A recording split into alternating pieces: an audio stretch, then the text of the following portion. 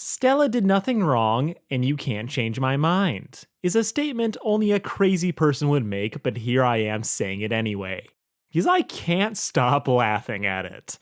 As the newly identified Amber Bird took the internet by storm by being even worse than the internet imagined, which is saying something. But as one of the 5 YouTubers who said maybe, just maybe, Stella was within her rights to be pissed off at her husband for cheating, I figured I might as well make a video about why it was okay to defend Stella, how frankly the internet is way too happy dogpiling on people in retrospect for the crime of being an optimist, while also taking a moment to just dispel the copium her last few defenders are huffing. As while the headcanons are well and good, the story is what the story is, and this wasn't a retcon.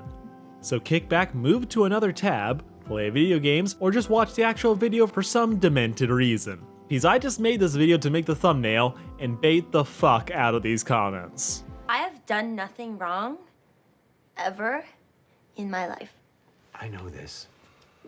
To backtrack to my original position, I never really liked Stella in the first season. Her entire character in the story is just angry bird woman. She screams at her husband while abusing the servants, being a walking tornado that can and will choose violence. She's a character that you can tell you're not supposed to like, as her first appearance is just to set up just how much she hates Stolas and the toxic home life she and her husband have created, which their daughter Octavia now has to deal with. She's designed to be a harpy of a woman and is actively trying to turn her husband into a has-been. Here's the thing though, she's kind of justified. As far as we knew in the first season, Stella and Stolas were in a loveless marriage that had been loveless for a long time, with the implication being they never were, as the marriage was arranged, with them not having any say in the matter. Being members of Hell's upper crust, they're basically nobility, which comes with a culture of high expectations, prestige, and probably incest. So for the two of them to be married and miserable is the norm. This led to the horny owl to start up an affair with an imp, which is going to piss off any spouse, as love or no love, Stella is gonna take that personally. But that's not the worst part. The worst part was... Do you suppose your father and I like each other? Surely you must. A little. Of course not. Yeah, Stolas cheated on her, and he's being very open about it. Sorry, I fucked your husband. Blitz is post-nut dick out in front of her friends, and by lunch everyone was gonna know about it. With Stolas continuing to air their dirty laundry for all to see, which now seems like it's very much payback in hindsight for what she used to do to him, but for what we knew in season 1. Stolas is flirting at the youth amusement park, he's doing it at the festival, explicitly calling Blitz his, all while Stella is sitting at home seething as the news keeps spreading and making her look bad. They definitely should have just gotten a divorce, but in a culture that values prestige and reputation as much as the Goetias do, they probably can't, and it also results in everything her husband doing also affecting her reputation, as it wouldn't take much imagination to think that the story, and it's pretty easy to believe that this story is what everyone would start whispering about her behind her back. So it ends up not being that shocking that she'd try to kill the man. She's terrible. She shouldn't do it, and doesn't seem to ever consider their daughter ever in the equation. But while people were getting so enamored by the funny antics of Stolas and Blitz, I thought it was important to consider things from Stella's perspective, as people seem to have already picked sides by who they like more, when really it seemed like a messy situation. I never really liked her, but I thought I understood where this anger was coming from. Then the season 2 premiere happened. What a pathetic fucking man! Yeah, she's just terrible and I love her. Yes, the reveal reveals. The absolute bomb that kneecapped Stella stands and left them begging for answers. Stella isn't the angry, jilted woman. She's just that bitch. Having a bad attitude since childhood, Stella never cared for Stolas, never even pretended to care, as she would spend each day making his life a living hell after crapping out the mandatory child, casually disrespecting him, their marriage, and he just had to take it, because Stolas wasn't about to start a fight no one would win but his daughter would definitely lose. Picking that fight would be cathartic, but Stella was never going to back down, and it would just make Octavia's home a living hell. The emotional abuse she subjected Blitz to is honestly hilarious, as this woman has absolutely no chill. she is just next level petty. From constantly calling him stole ass, to talking about how he's shit in bed 5 feet away from him, Stella is a menace. So much so that you're actually happy for him when he finally cheats on her, as it's framed as him finally standing up for himself and getting that sweet, sweet revenge, which is by design. As yeah, they could have written this situation to be more gray, so that they've both screwed up somehow in the relationship, or give Stella a sad backstory to explain why she's pissed all the time. That's not the point of this episode. The point is to show Stolas' tragic backstory, and to build to him finally standing up to his wife demanding the divorce, which is sure to trigger all sorts of nastiness later down the line. And I'm fine with that. As yes, angry wife while husband gets to cheat and be likable is a bad stereotype that goes all the way back to the Greeks. Plus, it really does feel like they're putting all the negatives on Stella so that Stolas can be squeaky clean and lovable.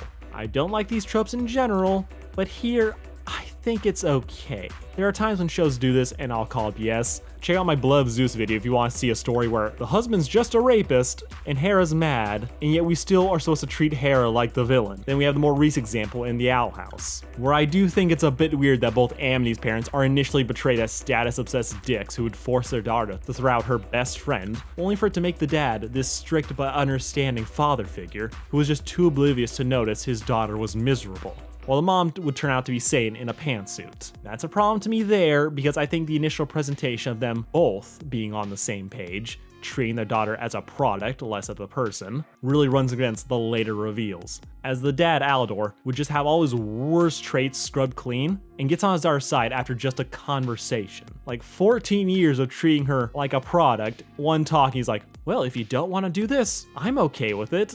And I do feel like that was just a bit abrupt, especially when paired to the fact that the mom is just fucking evil. In contrast, Stella and Stolas are basically the same characters they were introduced as, and they've always been like this. And to clarify, Stella is getting thrown under the bus to make Stolas' arc more compelling, which if you don't like that trope, you won't like the trope. But her voice actress, Georgina Leahy, I think, is so good at playing the mean bitch that I honestly find her way more enjoyable here than when she was just yelling at people.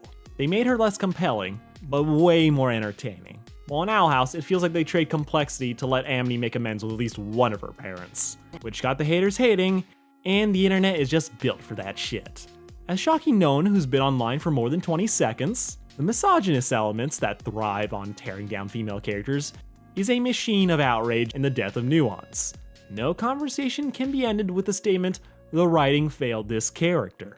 Fan bases will treat them like real people and spend years explaining why they're terrible, and so is the show. This happened with Invincible and Amber, which I will make a video on one day, but to sum it up here, where the wonky writing made a situation way more painful than it had to be. But in the fallout of what happened, you'll never hear it said that the writers screwed up. It's always framed as Amber's fault or her problem. Wanda from the MCU got hit with this bad recently, as there seemed to be a fight going on behind the scenes with how to handle her character and her actions. As she accidentally enslaves a town, keeps enslaving them because of trauma, the show does a really good job of showing the messed up headspace she was in throughout the show, before ultimately doing the right thing. Then the show, in what feels like a note from a producer to remind people they need to like Wanda, and that she's the good guy, we have this awkward moment where a character, rather than just empathizing with her situation and her, does so by downplaying the suffering of those she accidentally enslaved. And then she's just a fucking villain in the next movie, because a crazy book in the plot said so, despite it contradicting the trajectory of her character arc from the end of the TV show. And while this would have gotten a bad reaction if it happened to any character, the fact that she's a woman means certain elements will take it to the extreme. Just like the other side will go to extremes just to defend her actions, even when the answer is that the people behind the scenes fucked up. Which is where we now find Stella. As the people who always hate Stella now feel vindicated now that she's shown to always have been a bad person, while her defenders are calling it character assassination. The fuck are you doing? Reflecting. Well, stop! First off, the haters. Congrats. I apologize for having hoped for a situation where a husband cheating on his wife could have any nuance whatsoever. That said, Every time you comment on someone's video saying this aged poorly, I promise you, we don't care. But thanks for the free engagement. And like, have fun hating her. She's a character who's really fun to hate. But kicking down on people that decided, hey, maybe we can hope for something a little bit more interesting here, doesn't feel like it's worth all the dogpiling that's been going on. I also don't think there's enough evidence to say that Stella was physically abusive during their marriage. Just because Stolas was able to catch her hand doesn't mean it's some trained fight-or-flight response that's built from practice. What we have here is that Stella is willing to hit Stolas. We don't know that she's been beating him in the past. She's abusive, that is not in question, but the extent is still up in the air. And now, let me talk to the people calling this reveal a retcon. It's not. Character assassination, you might have a case. Look, here's the deal. In all of Season 1, Stella had every reason to be angry with her husband. He cheated on her, and he did it very publicly. But even in the depths of her justifiable anger, she was still doing horrible things to people that wasn't just him. Yeah, she was trying to kill Stolas. But that doesn't justify her trashing their house or beating up the staff. She chucked this poor imp at Stolas' head to make a point. It's hilarious, but that imp is still a person whose only crime was being within arm's reach. Stella loudly shouts about wanting to kill Stolas at the dinner table in front of her family. Probably procured the angel guns Stryker used to try and kill Stolas, which, just to remind everyone, is a very bad thing and I don't condone. So for this episode to reveal that Stella has pretty much always been at this level, has always been a bit of a terrible person, yeah, that kind of tracks. Some stuff you can justify. Telling your partner to deal with a crying child while hogging the blankets, yeah, that's a little selfish, but it's every tired parent. And in isolation, it's not even that bad. It's only when it's shown to be part of a bigger pattern that this is what she always does it become a problem. That she's constantly putting her own comfort and forcing stuff on Stolas. The only evidence that we have in the whole series that these two were ever not angry or miserable with each other was in one photo of a family trip to Lululand, which I feel like is just there to show that Octavia had a happy time at some point. Yes, you can say that Stella is just miserable because she's been forced into an arranged marriage. It's a shitty situation, but if you look at her actions overall, she's constantly putting her feelings first and taking it out on everyone else. She's never shown considering how Stolas dying would affect Octavia. She's never shown considering maybe throwing this imp is a bad thing. It's always her feelings that matter more than anything else. So for the Season 2 to reveal that yes, she's always been like this, I don't think it's a retcon, it feels very in character. You can hate what they're doing with her, but it feels very consistent with how she's been portrayed before. Still hits a lot of tropes that are overdone, and I think people were way too excited for her to turn out to be abusive. Overall, it's still fun as hell. Now it's time to kick back, relax, and to read all the comments that clearly didn't make it past the thumbnail. Like, share, and subscribe, please. Peace out.